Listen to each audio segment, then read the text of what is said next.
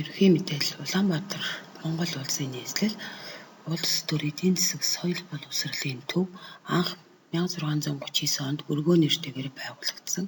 1778 онд одоогийн байршилтаа Туул голын хөвөнд суурьсан.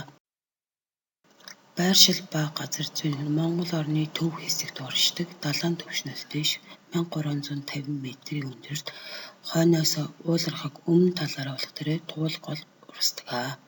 Уур амьсгал нь болох дээрээ их газрын эрс дэвс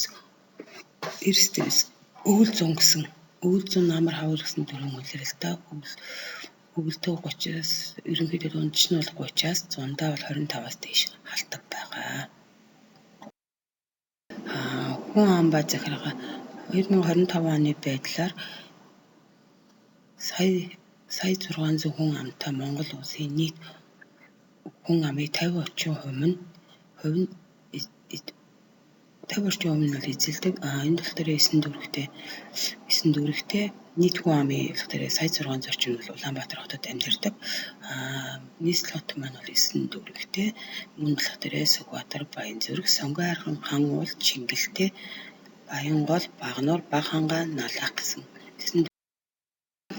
соёл боловсрол ба аялал жуулчлал юм бол Монголын жуулчдын үед нөгөө жуулчд ирсэн ирэхэд бол хамгийн тохиромжтой